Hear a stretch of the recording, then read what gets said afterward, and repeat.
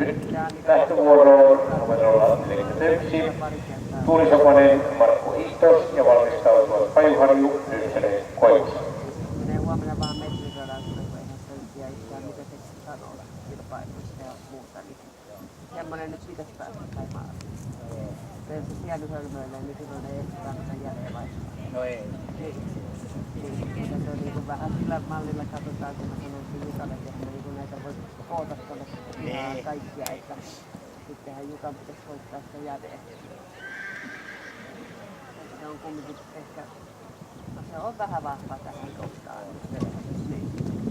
Miten tuolla Heinillä meni? Mä olin just tuolla puolella.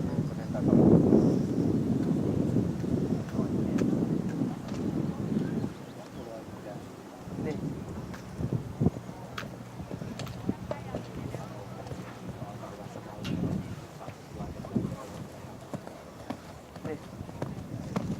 Valleri.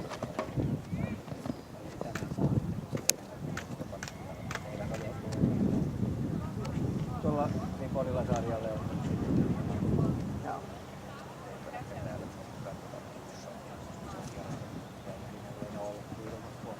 Niin. Katsotaan sitä hei silloin, että on mitä päivänä teillä se on joku puhdistaa siinä. Ne kilpailut, joo, ne on se viikonlopun lauantaina sunnuntaina. Ja molemmat. Niin. Mä nyt katson, että on päässyt järkkäämään töistä sen viikon maanantaina tai tiistaina. Joo. Joo, ihan kumpi vaan, niin Joo. päästä treenaamaan. Joo, mä katson vähän muuta. Hyvä aika. Se olisi semmoinen hyvä päivä, niin sillä että siinä vähän valmistelisi siihen. Niin on. Joo. Tietysti tiistai voisi olla sillä lailla parempi, että jos joku on edellisviikkona ollut.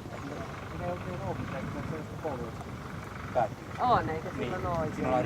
Ja näin nopeasti Tuulisopanen Markku Istos. Siinä mielessä ei välttämättä Ja meillä on jopa sunnuntai Rattukko, tai sitten Yhdistään.